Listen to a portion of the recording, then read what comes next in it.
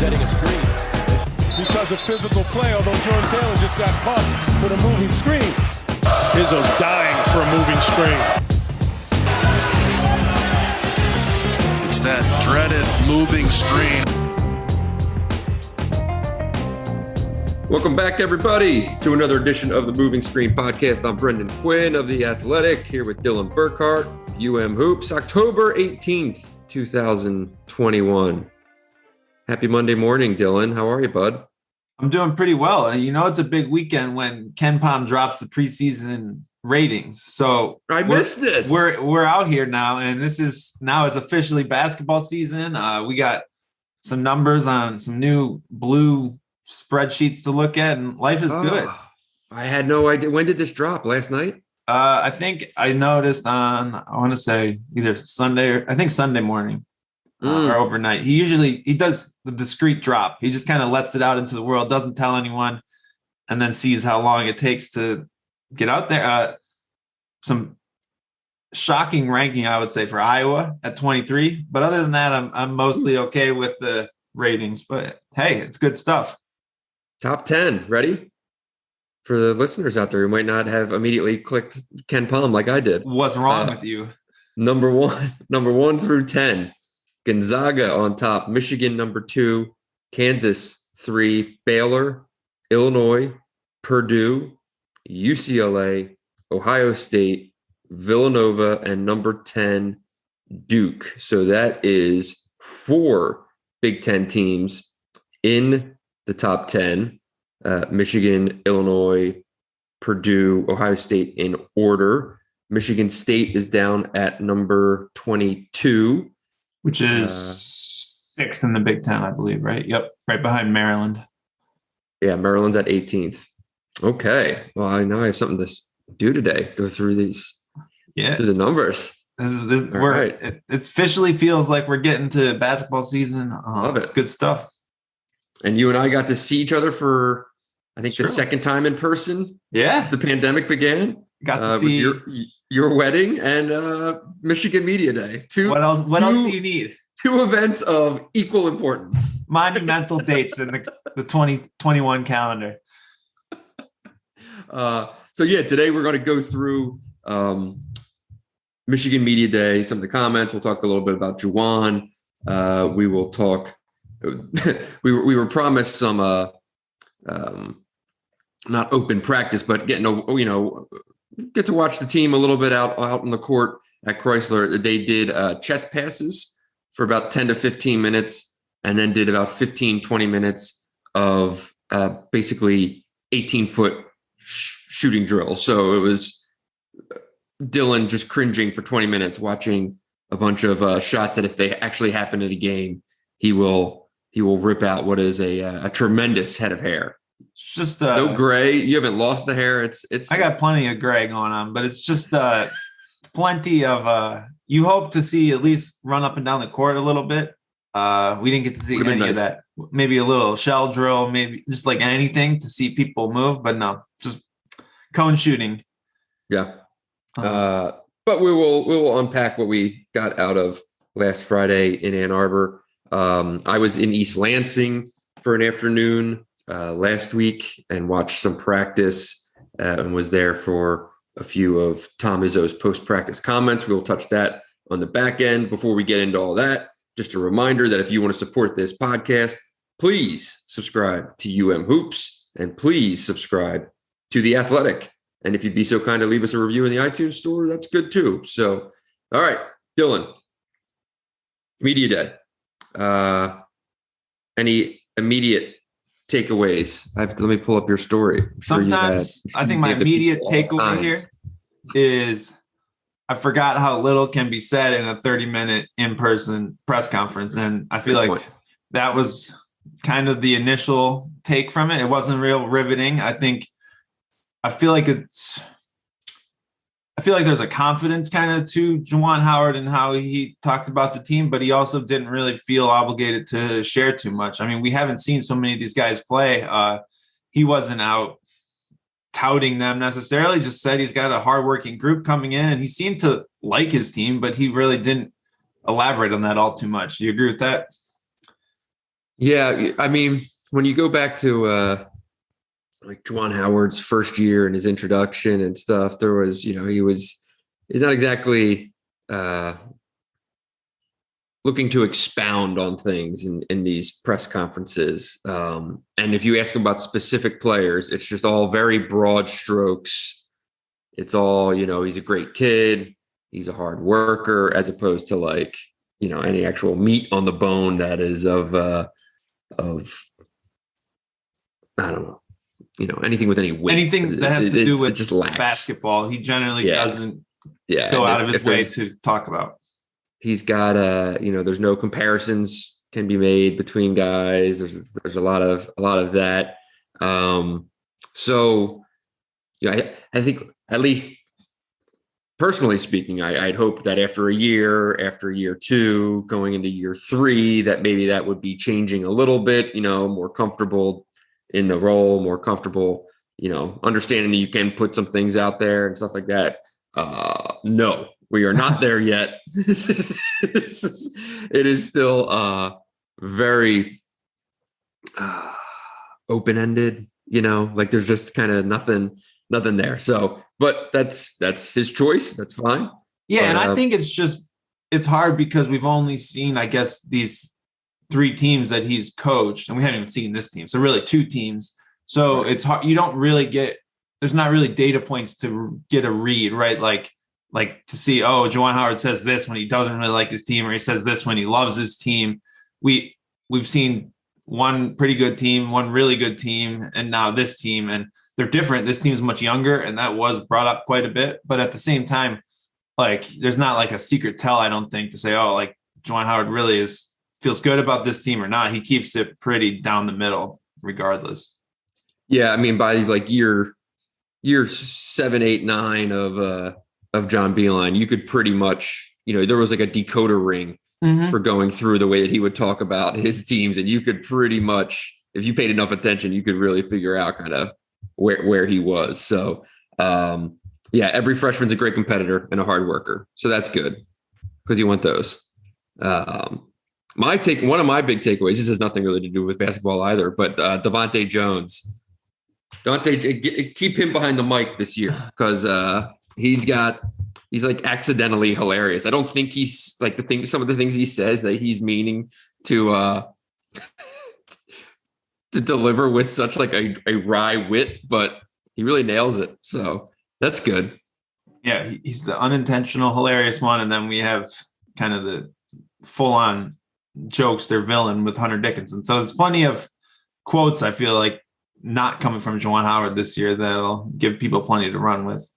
Yeah, I think that'll be Hunter Dickinson's job, is to deliver the quotes for people to run with. But let's get into actually some of the stuff that these guys talked about, because there was some interesting stuff, especially from the players. And this like the talk of Moussa Diabate and Hunter Dickinson working together, and Hunter Dickinson talking about, along with DeVante Jones, talking about developing some cohesiveness and some chemistry in their ball screens and things like that. Let's start with the Diabate thing. I think we're both in agreement that, Diabate, I mean, at Big Ten Media Day, Juwan was like, he's going to play all over the place. He's going to play at multiple positions. Obviously that means mainly the 4 and the 5, but he can switch basically 1 through 5 is what everyone is saying. So defensively, he's going to kind of be this like hornet's nest type guy, right? He's got all this length. He's going to be flying around all over the place. He moves really well. He's thin, but he's not frail. Like he's got some muscle on him. Like his arms have, like you can see, you look at him walk in the room and you're like, well, yeah, I guess I understand why NBA people are very interested in this dude. Holy shit. But this notion of him and Dickinson on the floor together. Do you think Brandon's going to start? I would say that based on everything we've seen, that I would think Brandon Johns goes into the season as a starter. That just paves the way for Diabate to back up the center and the 4. If Diabate were to start at the 4, then Johns has to back up the center. And from what Brandon said, he's playing almost primarily the 4 this year. Yeah. So that leads you to believe that Diabate is sort of that extra big, right? He's going to be the 4 or the 5 potentially off the bench and fill in those minutes. I don't know what to really make of Brandon Johns and in that dichotomy, but what's interesting to me is that I don't think playing Diabate next to Dickinson is that far off from playing Brandon Johns next to Dickinson. I think Johns has played that spot more, but it's not like unreasonable to think that Diabate could play next to Hunter Dickinson, even if maybe they're both in more interior based players. Mm-hmm. Yeah, I mean, you've watched more stuff from Diabate in high school. Was he like, how rangy was he on defense, or was he kind of more a block to block, just rim protecting, grab boards? Because that was my question in terms of like this notion of a too big lineup, right? Like, has Diabate primarily played center the last multiple years, right? Whereas like Brandon Johns has played the 4. He's been out and done that. So that's kind of the difference to me, at least. So at IMG, Diabate did mostly play the 5. It was more just because of how much talent was on that team, and they didn't really have another true big guy, at least not an upperclassman. But I think what's always made him an intriguing prospect isn't necessarily his rim protection. Like, he'll block some shots, but his defensive upside and skill has always been his ability to switch and guard out on the perimeter. And it's the amount of ground he can cover laterally combined with his length that makes him such a good defensive prospect, in my opinion. So I don't really worry about him guarding 4s. I think if he's playing center, you can switch everything and just change how you play defense. Obviously, that's a lot to flip on and off, because that doesn't just affect the guy playing center, that affects the whole team, right? Michigan, I think, was so good defensively last year because for most of the year they guarded ball screens basically the exact same way. It's a lot easier to get everyone on the same page that way. I did think it was interesting that Hunter noted they're already installing ball screen coverages that they didn't get around to installing until like February and March of last year. To me, that implies there's a chance that they do try to change things up a bit and go with some different approaches based on personnel, which is a luxury they didn't really have last year. So I think the questions about Diabate playing the 4 have much more to do with the offensive side of the court than the defensive side of the court. Defensively, I think he's just a guy, if you figure out a spot to put him on the court, he's going to make plays defensively. He's too long, like the minute anyone was asked about him, their eyes kind of lit up and just, they were like looking for over the top words to explain just how athletic and versatile he was. Like, people don't just do that for no reason. So there's clearly, I think that impact, you can't underrate that. And defensively, he can make plays at either spot. Offensively, I'm not really sure what he looks like as a power forward. And that is probably the one thing to maybe figure out for how all this fits together. Yeah. And it's going to be the spacing thing. It's going to be shooting, right? Like DeVante Jones, we'll see what level of shooter that he is, right? Obviously, if you're out there with Brooks and Caleb Houston, those are 2 proven shooters, that's fine. But if DeVante Jones is, say, a 32% 3-point shooter and Dickinson is, he's still unproven. I know everyone's talking about him being a 3-point shooter, but we'll see. And then you have Diabate, who his shot does look kind of pretty. He brings it way up. He starts his shot like basically at his groin and brings it all the way the hell up. So it's a big, long shot. But at his release point, it looks good. But I don't think we're sitting here banking on him shooting and making 3s this year, right? So if you're running out lineups that have, 3, say, sub 34% 3-point shooters, would that alarm you? So I think it's more about the number of players you have on the court who have a green light, right? Like, the percentage will work itself out in time, but like Mike Smith was going to shoot whenever he caught the ball as a point guard. So that provides spacing. That's very different than Xavier Simpson, who was only going to shoot when he was like wide open. So I think we need to figure out what kind of shooter DeVante Jones is and how willing he is to shoot off the catch. And that will be huge for Michigan's spacing, if he's shooting multiple 3s a game and shoots 34%, I don't think that's the end of the world. If he's shooting 32% a game and is passing up 3s often, I think that's a much bigger issue. But for the Diabate Dickinson thing to work, I honestly think one of the biggest keys offensively might be if Dickinson can kind of invert the defense with his perimeter shooting. Because I think there's a much better chance that Dickinson makes threes at some kind of volume than Diabate does this year. Juwan Howard went out of his way to talk about Hunter Dickinson sacrificing last year by not shooting threes, which seemed, that was an interesting comment for a guy who didn't really look particularly close when he did shoot threes. I know he made threes at DeMatha, but it's a very different thing to make threes in a college game and not. And Juwan Howard said emphatically, Hunter Dickinson can and will make threes this year. So I think you have to go out of your way to say something like that. Personally, I don't know if I would describe what Hunter Dickinson did last year as sacrificing for the good of the team when he was just getting buckets left and right inside. Like, I don't know. It seemed like he was doing what he was best at. I don't think he necessarily pivoted away from that. So I don't think he was pigeonholed into something that he shouldn't have been doing. I think he was doing exactly what he should have been doing. Yes, completely. And that's the big thing. But for me, the spacing thing, it's going to come down to the same thing with Brandon Johns. He kind of went away from his shot last year. He talked a lot about being the player who he is. And I think that is more of a player who doesn't shoot a lot of threes. Michigan spacing wasn't good in the NCAA tournament last year, despite Johns playing well. I'm trying to go through and watch some film on that and try to break some of that down. But like, those are the things this team's going to have to answer. And I don't know if Diabate or Johns at the 4 changes that equation that much. I think probably the hope for spacing to work out great is just Caleb Houston is maybe one of the best shooters in the country. And then you're like, okay, well, that makes it all a lot easier. But other than that, I think you're going to have a lot of high-low, a lot of kind of the 4-man playing in the dunker spot and things like that maybe you haven't seen as much over the last couple of years when Isaiah Livers was probably one of the top 3 shooting 4s in the country. And for what it's worth, I mean, Dickinson was all 4. He sounded like he was all 4 playing alongside Diabate. He likes the idea of who did he Baycott.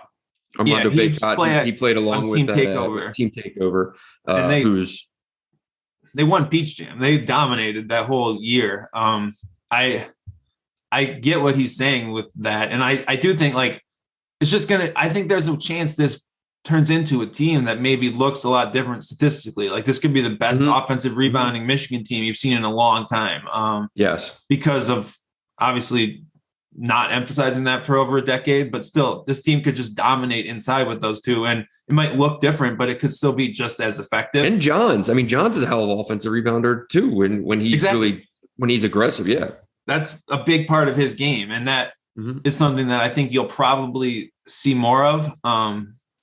I don't know. So like, you're not going to be the team that has 40% shooters around a big guy, but you might be the team with 2 big guys that are just impossible to deal with. That works for teams. And I do think it will be very beneficial to Michigan defensively playing some of that size. And that's going to be kind of the trade-off. I'm really interested to see like the first 2 years under Juwan Howard have been basically ball screen offense all the time, more ball screen offense, and it's really worked well.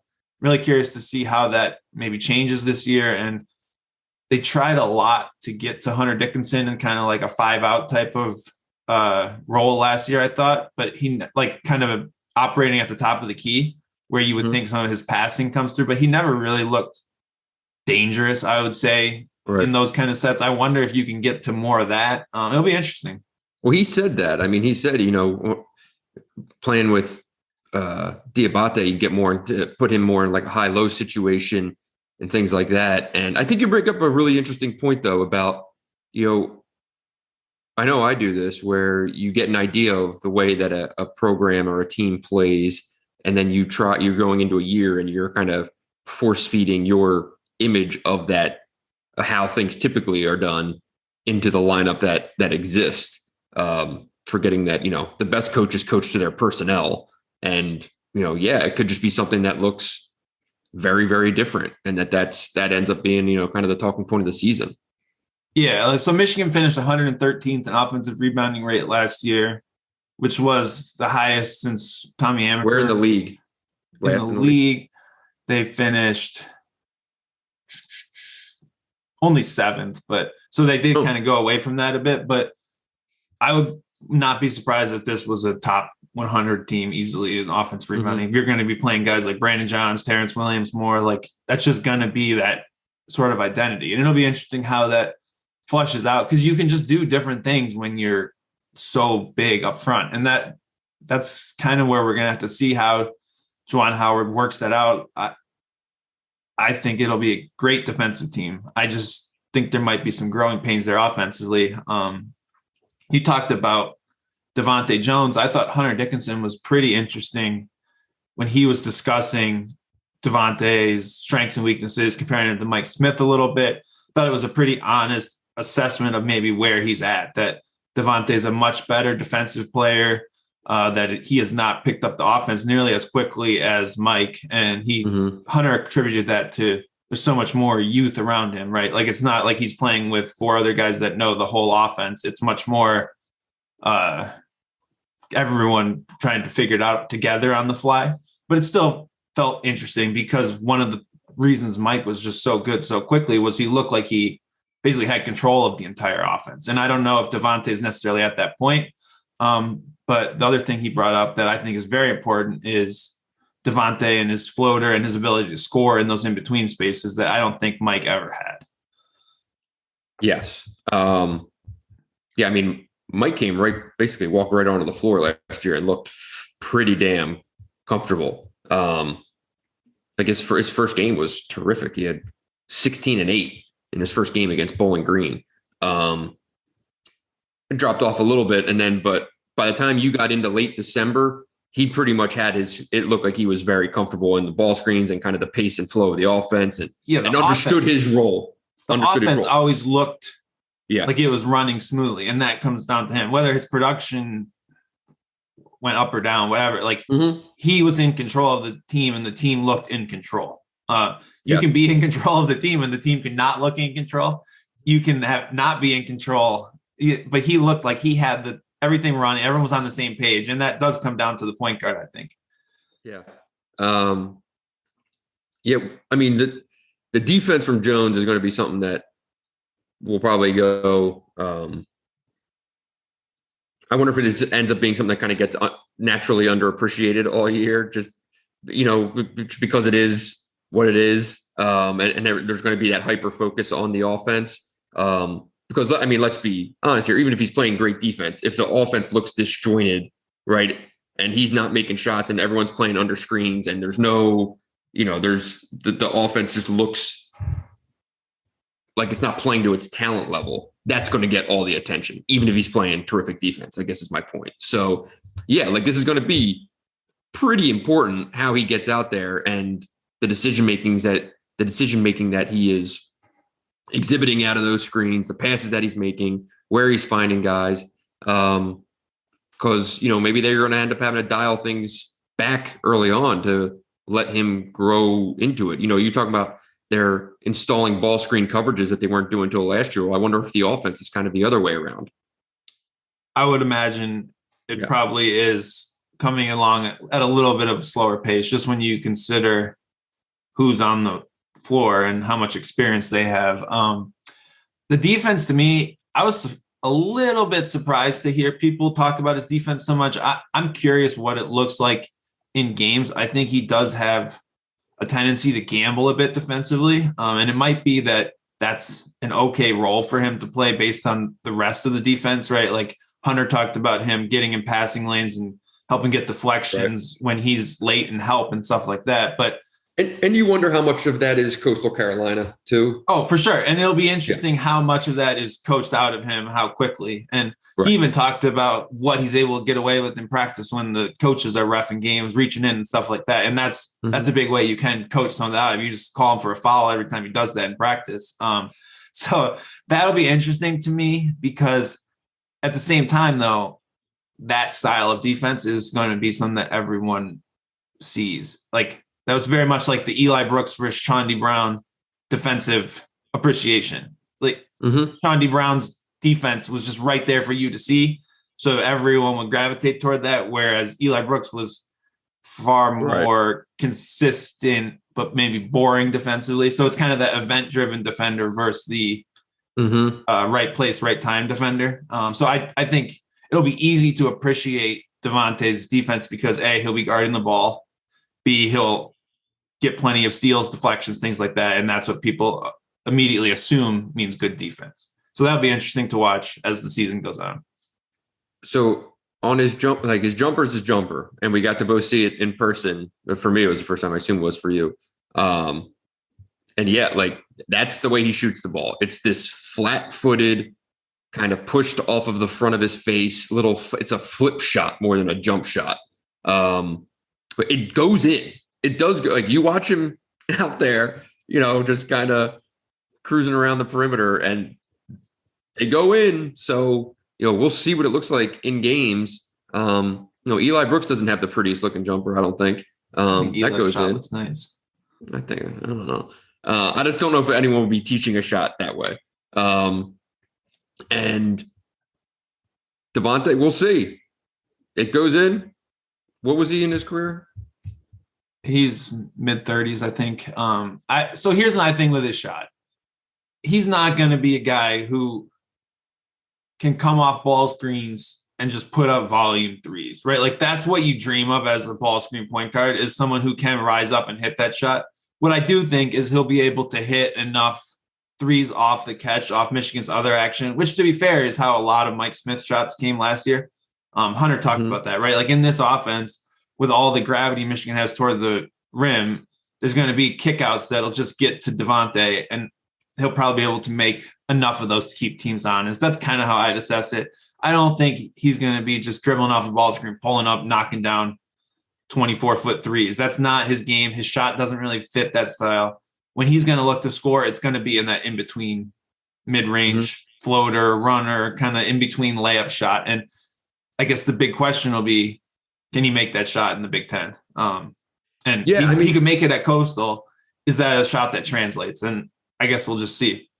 I feel like my question is going to be if his shooting ends up allowing teams to just sell out on not having to commit any attention to him, especially in ball screens, right? Like Mike Smith said it last year, like he would be insulted when teams went under ball screens on him, and he would shoot, and he would often make them. There was the game at Ohio State was a great example. They decided, right? They looked at what Michigan offered and said, all right, Hunter Dickinson ain't going to beat us on these screens and this and that. If we're gonna lose, it's gonna be because of Mike Smith, and he made some threes over top of these screens. Like, so if DeVante Jones, and Mike was like a 45% 3-point shooter last year. Like he forced you to have to at least respect that.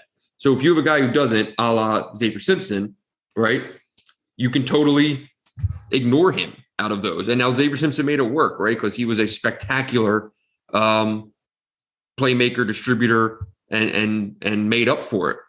Maybe DeVante's a hybrid of those two things, and that's kind of where maybe that's like the ceiling of this team, right? Is if he makes both of those things kind of work. Yeah, or he, like Xavier Simpson was able to make it work because he had some other tricks to score, right? He had that hook shot, and that's where I think DeVante Jones is going to have to find something to, because the ball's going to come back to him. Like if you say Michigan starts with DeVante, Eli, Caleb, Brandon, and Hunter, if the clock is 11 seconds in the shot clock and you're resetting the offense, there's really only one guy on that entire starting five who you're going to just say, all right, give the ball, go make something happen, right? I mean, the other four guys out there are very much going to score in the flow of the offense. And that, I think, is going to put a lot of pressure on DeVante to figure out ways to score efficiently. You don't need to be, he won't be the most efficient player on the offense taking so many of those shots, but you need to be able to figure out a way to get a bucket. And that'll be key for him. I'm really curious your thoughts. So, like, obviously Hunter Dickinson will be the top usage guy on Michigan's offense. He was at 26% last year, 25%. I assume he's up 28, 29. He's going to only see more touches. Last year, Michigan didn't really have a number two guy. They basically had three guys kind of right around that 20% range. Usually you'll see a team that has two guys over 23, 24%. I'm curious who you think that ends up being. Like, who's the number 2 guy in Michigan in shot attempts this year, other than Dickinson? And who do you think it should be? And what's best for Michigan? Great question. The first name that for me that came to mind in terms of shot attempts by season's end is probably Houston. I just think so much is going to be drawn up to put him in shooting situations, whether it's off the bounce, whether it is set shots, whether it's whatever. Like, he can shoot the shit out of the ball. So you're going to want to get, that is your best. The best 2 shots this team can probably generate are Hunter Dickinson at the rim and anything off of Caleb Houston's hands that are open. So I would say he would be number 2. I would think Eli will be Eli and DeVante probably like packaged right behind that would be my guess. Yeah, I think there's only 2 candidates really. It's Caleb or DeVante. I would be shocked if Eli has a higher usage rate than DeVante Jones just because of how they play. Yeah, I mean, but Eli's going to play 35 minutes a game, so he's going to be taking 9 shots. I'm talking more usage rate, which is going to be adjusted for time on the court. But for me, you need Caleb Houston to have that Ignas Brazdeikis role where he is that volume possession finisher for your team. And that's the best comparison I can think of as far as a guy coming in who he's probably not the best player on the team, or you wouldn't even say he's the most important. Like, that team had a lot of other good pieces, right? It had Xavier Simpson, Charles Matthews, John Teskey, but you needed the one guy to come in and just finish possessions, right? Just take those shots. And that's the role that I think he can play. It's just, you need him to be really efficient in that role. Cause for Michigan to reach its offensive ceiling, I think it has to be those 2, Dickinson, Houston, as your top 2 usage guys. Yeah. The risk for me, in my opinion, is if it's DeVante Jones, I don't completely know what that looks like, right? If he's all of a sudden one of your leading shot takers, I don't know if you have as effective of an offensive team as maybe you. I'd be pretty surprised. If that's even in the plans. Well, I don't think it'll be in the plans, but to me, it would imply that the offense isn't generating good shots. It's having to generate bad shots at the end of possessions often, right? Right. So that would be something to watch, I guess. Yeah, because I put it this way, like, obviously Houston is probably the best NBA prospect on the team, right? Yes. But in terms of like being a college basketball player next year, he's not going to be the best. He might not be the best dribbler on the team, won't be the best passer on the team, won't be the best this, won't be the best of that. But in terms of one single skill that any player has on this entire team, Caleb Houston shooting is probably the best individual thing that this team has. Yes. Now, so you're concerned, I get you're concerned with the DeVante Jones thing, right? My question on that would be if it's that level of reliance on a freshman shooter, right? Well, shooters have bad nights, right? So what does that pivot look like and how do they respond when there is the inevitable 3 for 14 night? Like, that was the most unbelievable thing about Stauskas' sophomore year was that, he was a jump shooter and like, he just didn't have that many bad nights, and now this is a freshman who reclassed, technically could be in high school this year still, who you're going to be putting that kind of weight on. Like, it's one thing when it's a center, when it's Hunter Dickinson as a freshman, right? And it's a dominant physical guy. It's different when it's a jump shooter. What do you think? For me, the big thing is I think him being this elite shooting prospect doesn't guarantee he's going to shoot the ball well. It guarantees he's going to shoot the ball a lot. And the minute if he shoots 40% from 3 in November, I think that opens up so many things for his game. If he shoots 34%, I don't know if people will really play him aggressively enough to allow him to kind of get to that closeout game and everything else. I think he has the ability to be pretty good attacking closeouts, getting downhill, coming off curls, doing all that kind of stuff. But it's just going to swing on how well he shoots early, because if he all of a sudden is shooting the lights out in some of these early bye games, teams are going to have to kind of tilt their whole defense to take that away, which will give him other opportunities.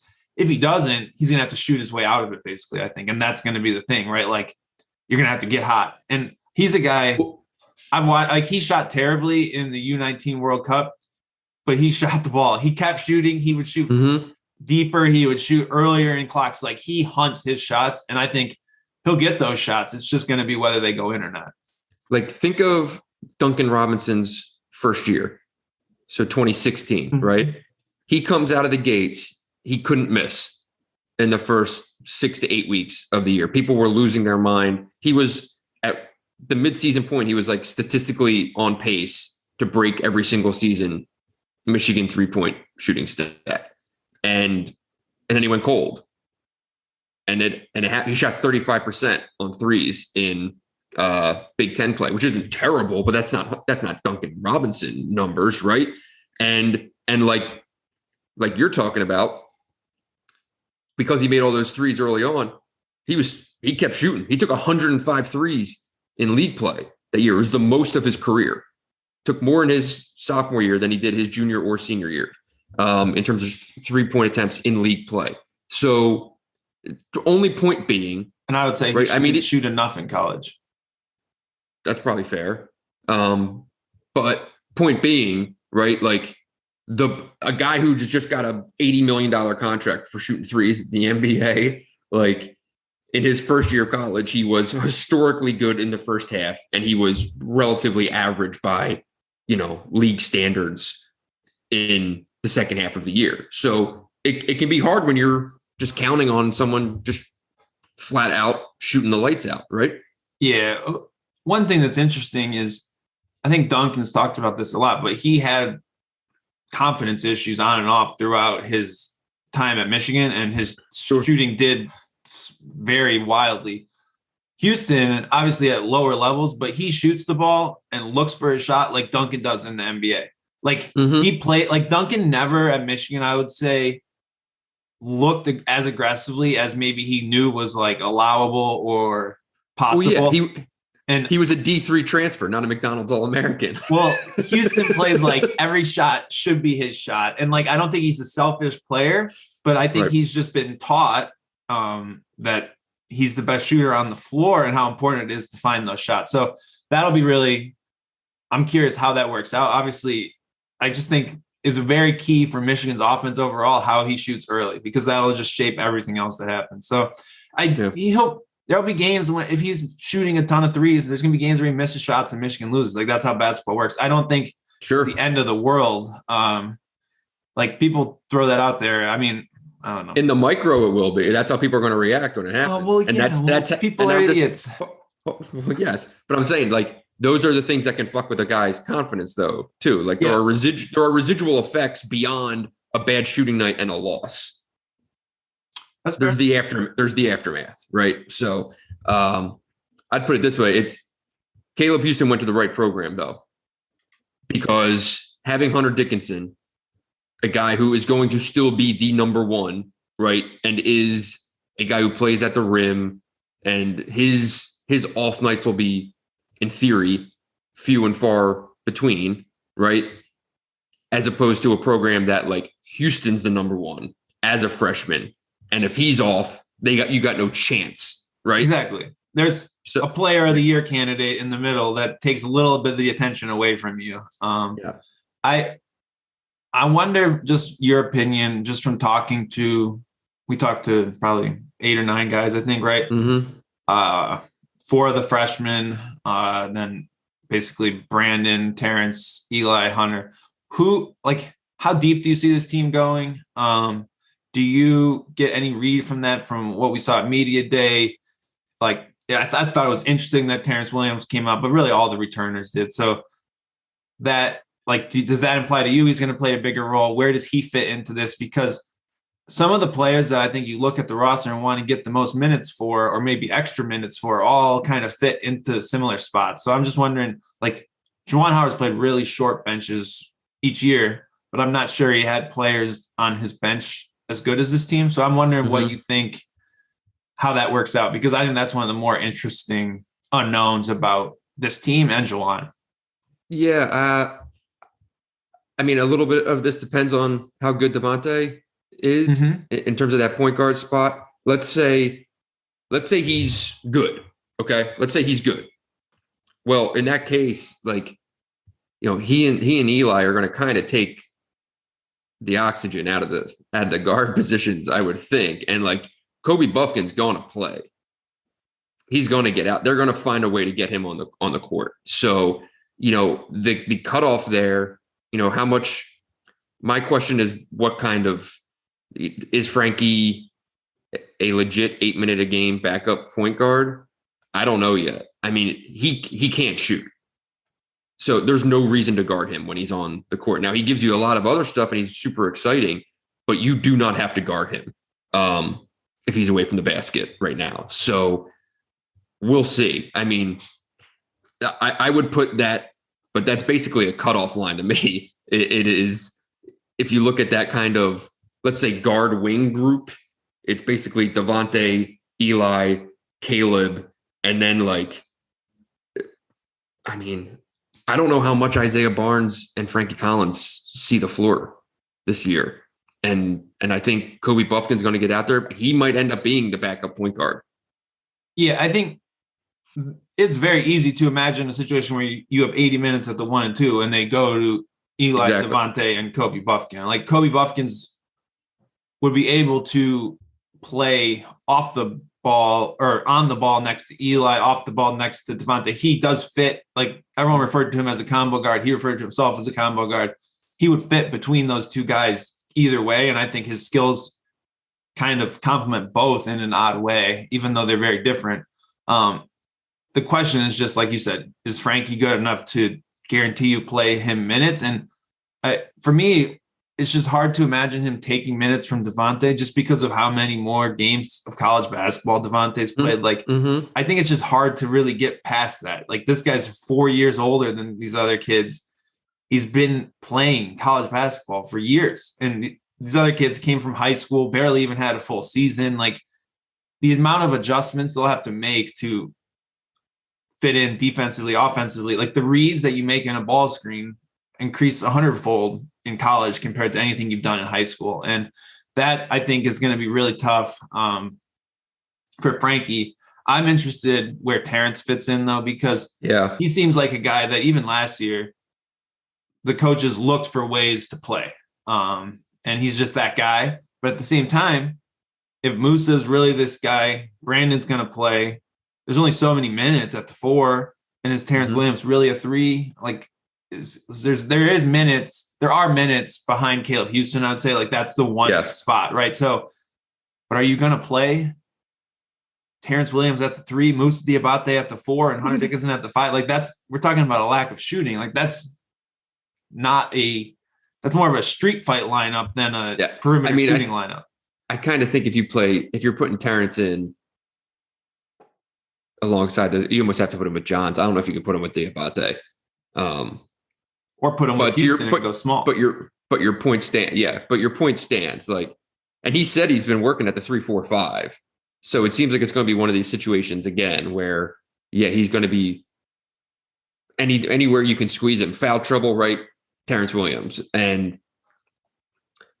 But he's basically the cutoff there. I mean, like Will Cheddar, it's probably not time for him yet this year. So to your original question, that's 1, 2, 3, 4, 5, basically 8, 6, 7. Yeah, about 8 deep.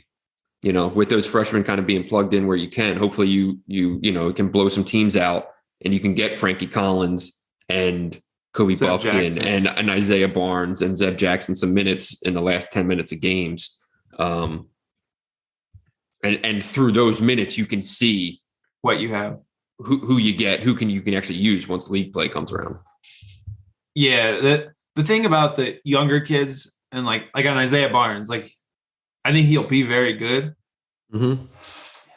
The weaknesses in his game, which I think is just sort of how hard he plays, maybe like adjusting to the speed of the college game, are not going to get you minutes ahead of Terrence Williams, because Terrence Williams is just going to kick your ass in practice because that's just what he does and how he plays, right? He's going to play harder than you.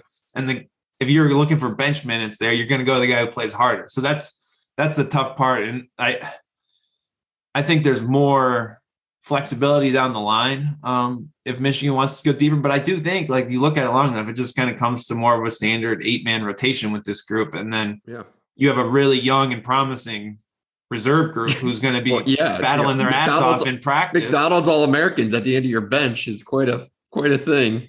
So it'll be interesting. Kobe Buffkin, man, like, his shot is so smooth.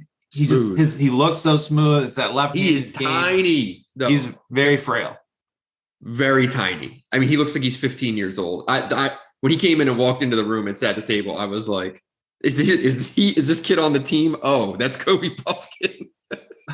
The fresh haircut too. Got the haircut. Yeah. And I was like, who the hell is this? But his skill set could answer some questions for this team that maybe no one else quite has. He's a guy who can shoot and pass out of ball screens. It's just whether you can do that at this level. So that's a lot. I feel like there was nothing that I really heard at media day that made me change some sort of preseason opinion I would have had on this team. I feel like the things that were said sort of lined up, right? Like Moussa Diabate and Caleb Houston were the freshmen you expected to hear about. The pros and cons of DeVante's games all kind of match the scouting report. Like, so everything is about what you'd expect. So I didn't think anything jumped off the page really as, oh, that sounds off or wrong or shocking. Do you agree with that? Yeah. I mean, the whole thing was pretty subdued, to be perfectly honest, but it would have been nice to see them run a little bit more. It would have been nice to get kind of some one-on-one time with guys and the way the media day typically operates. But we understand this is, it's still COVID times and this is the way it is. So hopefully next year. But yeah, it was, if the biggest thing that makes waves out of a media day is that Eli Brooks is in a walking boot for a precautionary thing, apparently, then it was a pretty boring media day. But the good news is, Dylan, we got like 40 minutes out of it. That was good. Yeah, you want to flip over to Michigan State for a little bit? Yes. I know you were up at practice. Any big hot takes? You get to see more than cone shooting drills? I did. They were running 10 on 10 there for a while. 10 on 10? Or 5 on 5. Oh, that sounds dangerous. Rebounds were at a premium. To the next level. Yeah, some 5 on 5. One team was a little bit funky because they had Matty Sissoko and Bingham playing together on one team, but that kind of, I don't think that's a lineup we'll be seeing. And if it is, then this thing's off the rails pretty early. So, but yeah, I mean, I got to at least jot some notes and things that that I think will be, talking points and stuff through the year. Tyson Walker, obviously that's the big one everyone's asking about. He looked a little more, it's funny when you go from watching the film of the guys who played in another league and then you watch them out there with a team like Michigan State. Like I knew Tyson Walker wasn't big by any means watching the Northeastern tape. And then you see him out there with a high end Big Ten team, and you're like, he's little. He's pretty small. So there's also not really anyone else small on Michigan State's roster, right? Like you're going against AJ Hoggard. It's hard. Yeah. That'll make you look smaller, right? Right. There's a lot of length out there. He needs to sit next to Steven Izzo on the bench, or at least just hang near him as much as possible. But he didn't have a great day when I was there by any means, but you can see like there's just stuff that he brings that they just were so lacking last year. And it's like that subtle, like even like the change of pace stuff, right? Like just like that, like the natural point guard who kind of moves with his own pace and kind of can dictate the way a defense moves by the way that he is, the speed that he's playing at and things like that. And just stuff that like they just didn't have last year, right? You had AJ who was just, a freshman just trying to kind of keep his hands on the wheel. And you had Foster, who was just, hoping against hope that things would go well. And then he had Rocket just going 100 miles an hour. So, we'll see what he is. He's undoubtedly faster than AJ Hoggard in pretty much all areas, I think. And one of the things that I find interesting in terms of the comparison between these two is, when they're operating out of screens, right? Like AJ Hoggard can make some really nice passes in terms of putting the ball like through a window to a guy diving to the basket, or, making a sweet little find. Like he can put the ball into interesting spots and all that. But I don't know if he always makes the right pass, right? If there's an open Gabe Brown in the corner and you throw the ball to a diving Marcus Bingham, that's the wrong pass, and I feel like he's maybe more prone to doing things like that.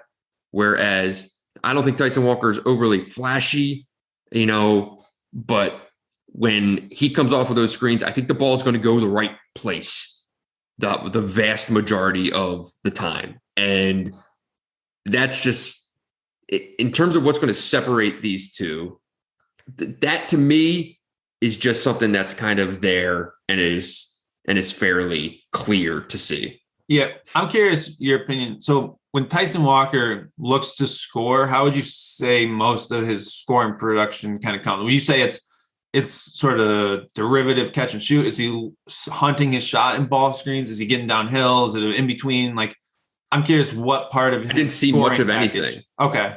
So I didn't see much of anything at that practice, which he's means more he's either just to run the show than hunt his shot. And I think so, for sure. That's going to be a big question for me is.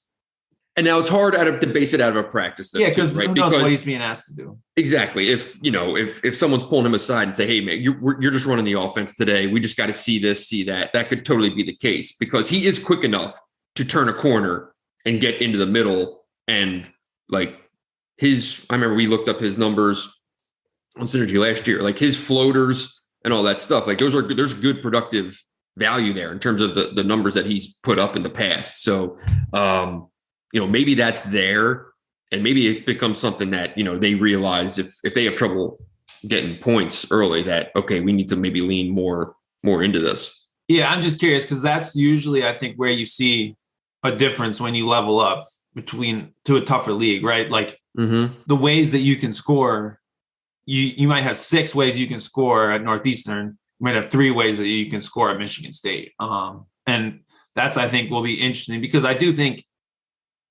you want a guard who can create his own shot and create shots for others because that's just the hardest thing to guard. And he's still really the best candidate for that. And I'm just curious what parts of his game, like, is he getting all the way to the rim finishing? Can he finish oversized with a little floater? That'll be something to really watch early, I think, especially in some of their tough games. Because I think the consensus on Walker seems to be very good defensively, very comfortable running the show, right? Like leading the team.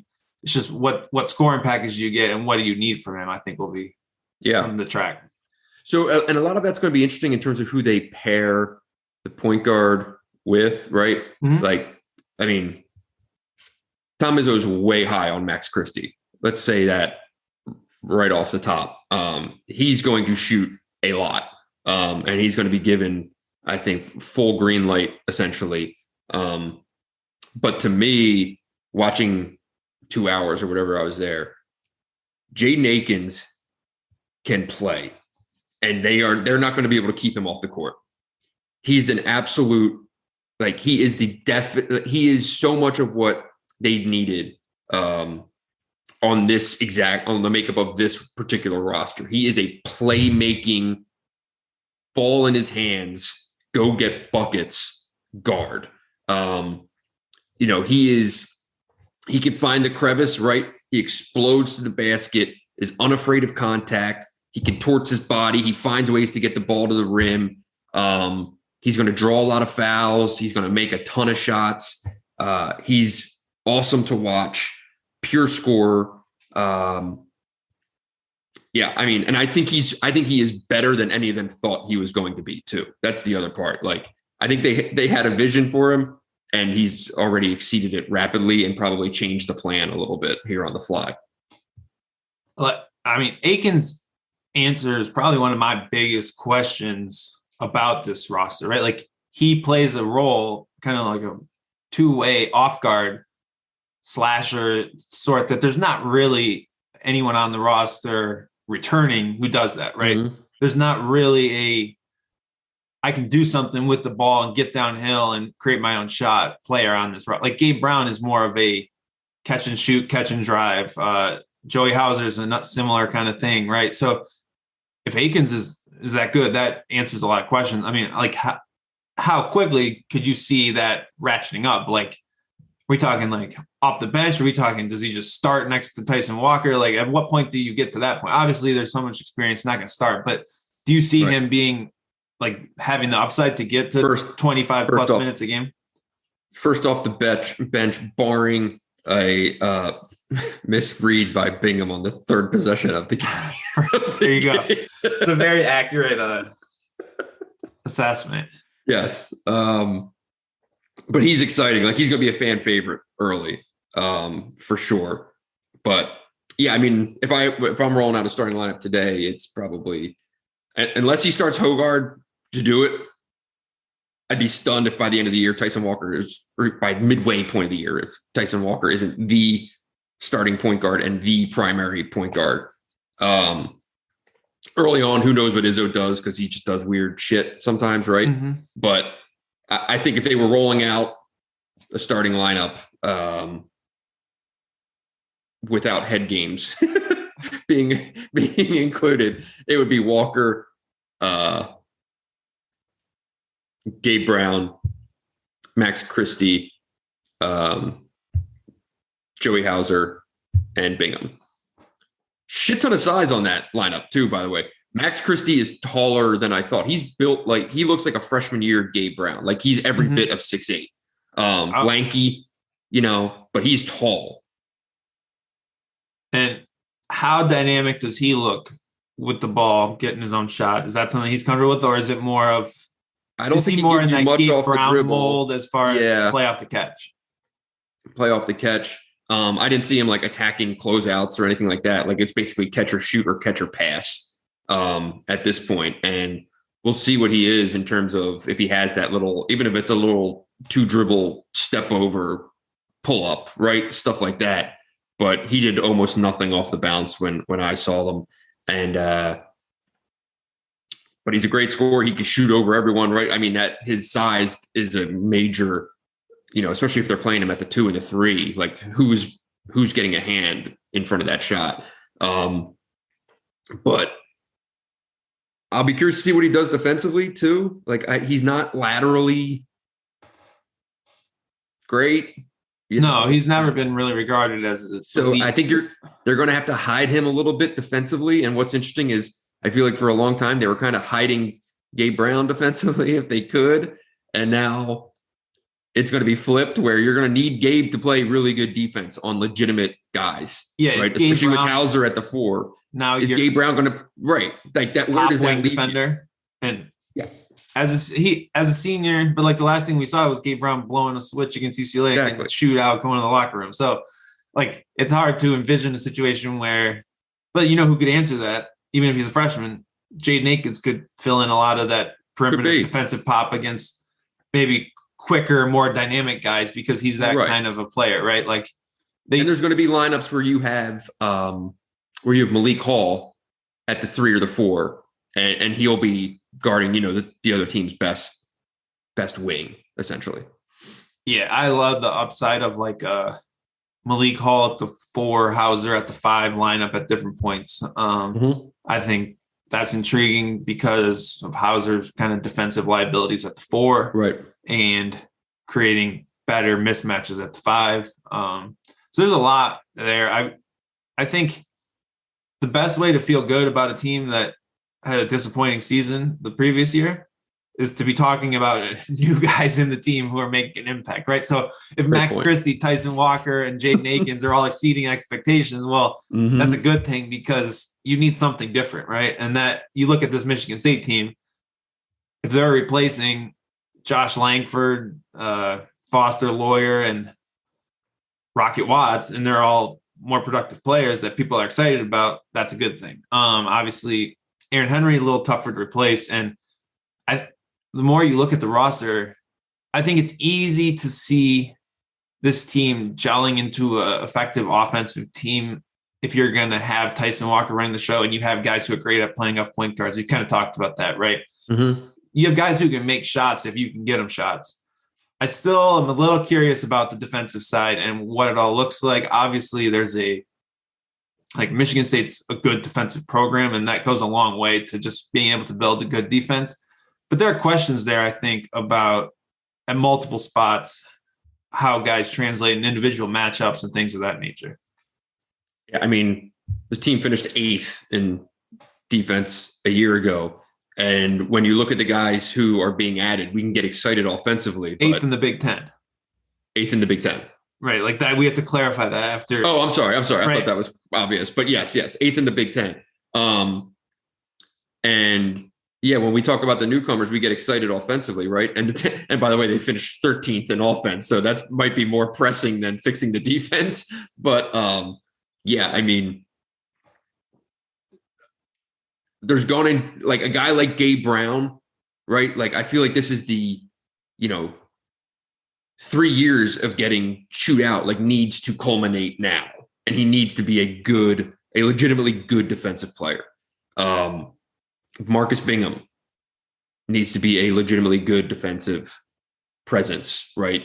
But like Marcus Bingham still just has these moments where he just does too much. He just does these things where you're just like, man,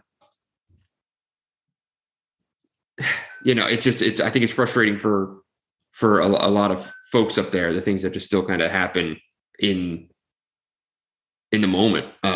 So I don't know, but yeah, Bingham's probably you're right. Bingham is a great impact defensive player. The problem is he can never stay on the court long enough to make impact plays. And is he going to play real minutes finally? Like, can he finally break through that? Because it's never gotten there. And like you say, like until you get there, I don't know. And everyone's saying all the right things about him this offseason, it seems like. But I feel like at the same time, maybe we've heard similar things in the past, or at least whispers of trends that maybe things are going in the right direction. And then there'll be 2 games where he's going to look like the best defensive center in the country. And then he's going to play 8 minutes in a game where he does the wrong thing, it seems like. So until we break that cycle, it's hard to buy into what he's going to be this year, I think. Yeah. And I'll be curious to see kind of like, I think your questions about the defense are really legitimate, especially when you look at what the detriments of the offense might be. Like this offense could, all the turnover problems that Michigan State experiences will probably still be there with this group. Like I'll sit here and I'll rave all day about Jay Nakins. He's going to have some careless turnovers too. Like there's going to be flip sides, right? And if you have a defense that isn't the top half of the league defense, right, and you are at the bottom of the league in turnovers, it's a bad combination. You know what I mean? Like, and these are things that you can already kind of see spelling out of what's going to be things that end up, holding this team back potentially. But there's a lot of nice pieces. It's a team that should get a lot better as the year goes on. I think you're looking at a team. I mean, we talked about kind of the usage pecking order for Michigan. Like Max Christie seems like he's going to be the guy who's the top offensive option. And that's kind of like the opposite of what we said with Caleb Houston, where Houston has a Hunter Dickinson to maybe shield some of that pressure from him. Christie's going to probably be more productive because he's the guy, but there's going to be, when he fluctuates up and down, it's going to be Michigan State fluctuating up and down. And you can't just ask a freshman to go do everything his first year. You can, but you're going to have some bumps along the way and hope that it comes out a better product at the end. And I think that'll be a very interesting subplot as far as how things shake out. Like, who would you say, would you agree that Christie's the top guy as far as like shot attempts scoring on this team right now?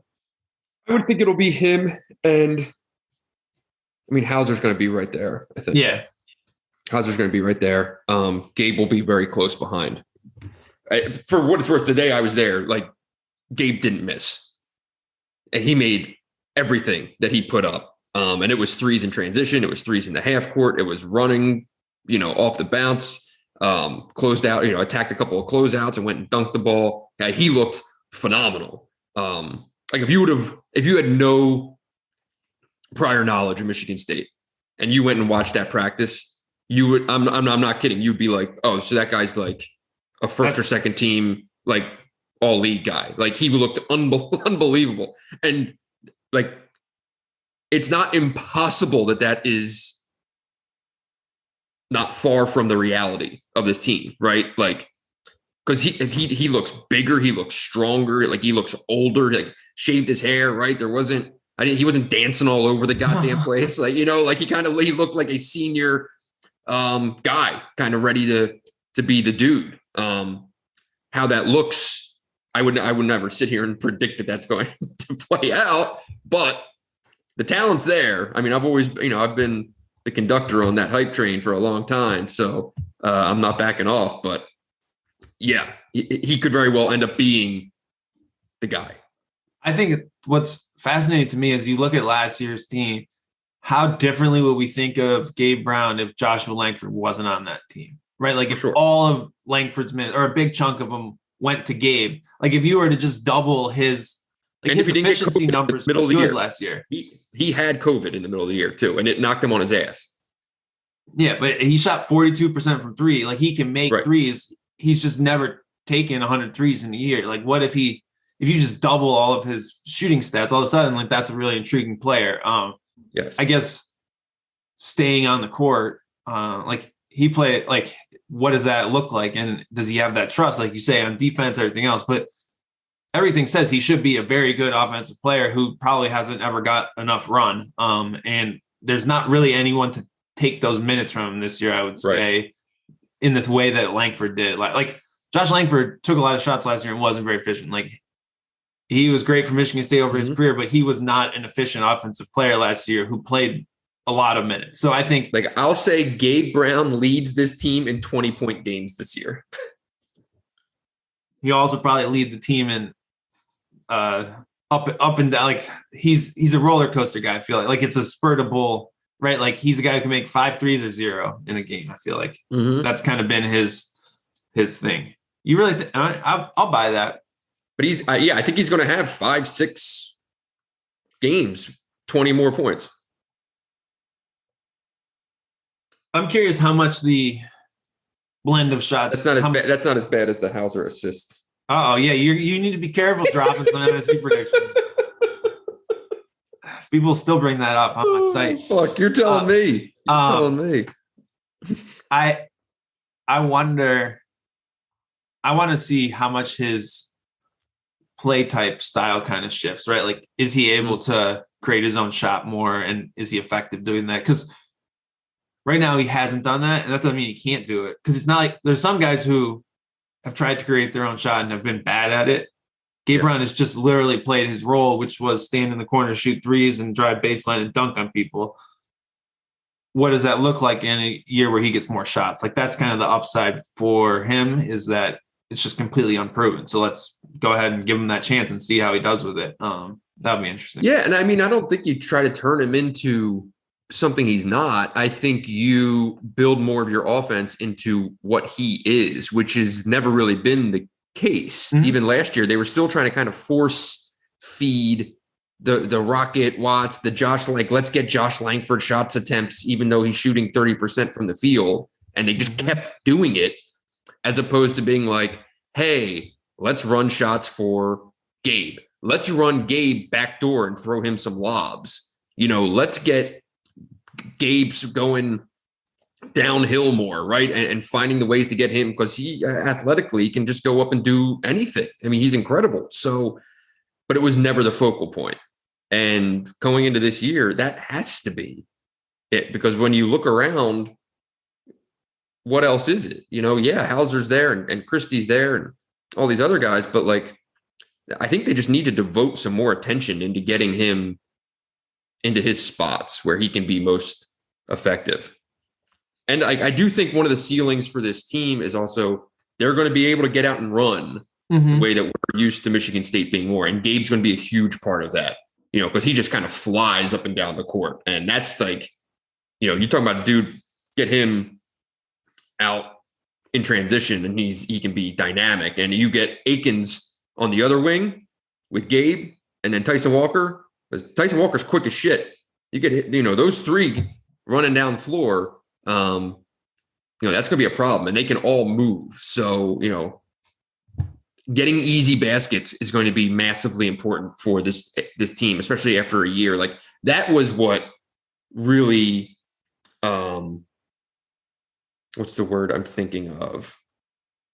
Like exacerbated everything last year was that the half court offense was so bad. They didn't have a point guard and they didn't get the baskets in transition that Michigan State's relied on forever under Izzo. Right. So, you had the combination of both of those things. That's how you finished 13th in the league in offense. This year, they might still have some of those half court issues, but they should be able to get out and go a million times better than they did last year. Yeah, that'll be key early, I think, as they find their footing. I wonder though, like that's true. It does usually taper off. You can only run so much in the Big Ten, right? Like you can try all hell to run at the Kohl Center, but eventually Wisconsin's whole team, they'll shoot from the other 3-point line to get back on defense first, right? Like that's like literally just baked into some of those games where you're going to need to figure out the half court, but it can get you some confidence. It can get you going in the non-conference, having more traditional non-conference, like that'll all be key. And I do think that's a key thing that, at least having that threat gives you more upside, right? Like the other team, like last year, teams didn't even have to scheme for Michigan State's transition offense because it didn't exist. This year, you have to spend 3 hours of your practice figuring out how you're going to stop Michigan State in transition if they're that dangerous. So even if it's not like you're getting 6-7 transition buckets a game in the Big Ten, having the threat and having the talent to actually scare people with that transition is still important. Yeah. I guess before we get out, the only guy we haven't really talked about is Malik Hall. And, I've been high on him all season. And he did not have a great day when I was there. That doesn't, exactly mean anything. But I'm still really curious. He's one of the guys I'm most curious to kind of see early season, how he fits. It's almost like a better – right, exactly. Where does he fit? I'm asking you. Tell me. Break it down. Well, I think it's going to be almost at the same Terrence Williams conversation. I think like 3, 4, 5 all the way across the board. Because there's going to be times that they want to play Hauser at the 5 at all. Well, like there's going to be matchup problems where Malik is going to have to be on the court just because he's one of the few guys who can guard multiple positions with any degree of competence. So, he's going to have to play in that kind of Swiss Army knife deal. But, does it, like, what kind of comes together for him this year? I'm just really curious to see, because I like his talent. Like, he's an incredible athlete that I still think is underappreciated athletically, the stuff that he can do and his ability to go above the rim and do all that stuff. It's almost, there's a shell there that he needs to crack out of. And I'm curious because I think it's there for him to be a 25-minute a night guy in multiple spots, but he's going to need to do it. I'm curious how real that Hall Hauser 4 or 5 is. Is that something that Michigan State's serious about doing? I think we haven't talked about Julius Marble at all or Matty Sissoko. So is Hauser the backup center? And then is that something that Michigan State's actually going to lean into? Because it never really got to that point last year. Like he played it for a few minutes, but it seemed like it wasn't plan A, plan B. It was more like, okay, well, shit, these guys all have 2 fouls. Let's go to Hauser at the 5. I don't know if there was an offensive plan designed around that. I don't know if it was something that Michigan State really looked to maximize as much as something they just did as it came. For me, Hauser should just be a 5. He can't guard either spot really.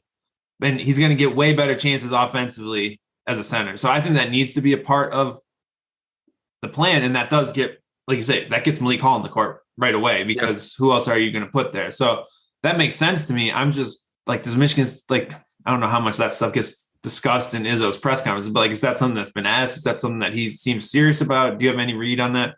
He has said that it's in play to go a little bit smaller at times, but I'd have to see a lot more practice to realize how much they're actually, to your point, like because he always says it. Yeah, we're going to try this. We're going to try that. We're going to try this. We're going to try that, but what are they actually spending their time on? And what is the staff actually like? These are more conversations that need to kind of be had with other people around the program, which can certainly happen. So, well, one more thing to ask you about with that. So Dane Fife had a pretty big role coaching the offense. Is that right? Yes. Do you, like, obviously it's Michigan State's offense, but do you expect any shifts from him leaving? Like, do you expect other things to be emphasized more, any changes or anything like of that nature? I don't think so. I mean, I think Dane was pretty much running kind of what they wanted to do, and he was just in charge of kind of implementing it. You know what I mean? Like, I think it's very much like offense by collective, and then one coach actually making the calls. And like, if I had to guess, it would probably be Wojcik making those calls. I'm not sure on that. That's totally a guess. I don't know. I haven't had that conversation, but that's kind of more of how I think, as opposed to it being Dane's offense.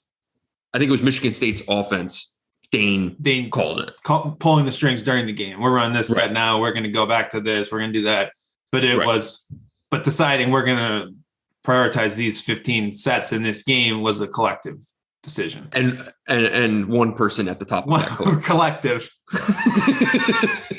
Yes. All right. Well, that's fair. I just have heard his role talked about focus on the offense. And I was curious how that would maybe play out, just because we don't really see assistant coaching changes all that often in East Lansing. So I mean, that's right. It's worth at least exploring, I'd say. Yeah, no, that's going to be, at least it's something different to talk about. That there's some staff turnover is good I completely agree opinion. But I think things can get stale very easily. I think things can become an echo chamber after a while. And it's good. I think, Izzo, and now the thing is, Wojcik was there basically as a fourth assistant for the last 2 years. It's interesting bringing Monty back as kind of I think Izzo's kind of described it as he was there for some great teams, and he kind of knows, what the heartbeat of this program is supposed to look like. So if there are things that maybe we've gotten away from, he'll call us on this and that and the other thing, which, there's a fine line between advancing things, though, and introducing new ideas versus like, let's find out what worked previously. Although when you had the second worst offense in the Big Ten, sometimes shuffling the voices in the room just a little bit can make it easier to actually talk about what you did wrong the last year, right? Like, that's the other thing, right? Like, if just that shuffle, I think naturally in any situation, being able to really address problems maybe is a little easier when you have some people who weren't the loudest voice in the room before, point. Right? Like, it's easier to say, like, we fucked this up. Right. And when you didn't necessarily fuck it up, right? Like, I'm pretty sure in his previous title, Doug Wojcik had no problem saying what was being fucked up and what wasn't. So for what it's worth. Yeah. Fair enough. But you know what I mean? I do. So that would be interesting. I guess early on, see if there's any little tweaks in the. I'll be curious to see if at some point in the next year or two, if you get Garland into an interesting role or title of, emeritus assistant, one of these, just create another thing just to get someone else in, you know what I mean? Because Mike is not doing that much stuff on the road, I don't think. And I think still, obviously, he's an assistant coach within the program, but that would be, I wonder if they find a way to get even another new voice into there at some point in the next, few years. I don't think this is imminent, but that would be something to potentially watch for. We'll see. Awesome. All right. Got anything else left in your little notebook over there? No more rambling. This was long enough, I think. So we appreciate everyone listening. Make sure you are subscribed to Hoops. Make sure you are subscribed to The Athletic, and be sure to tip your bartenders and servers.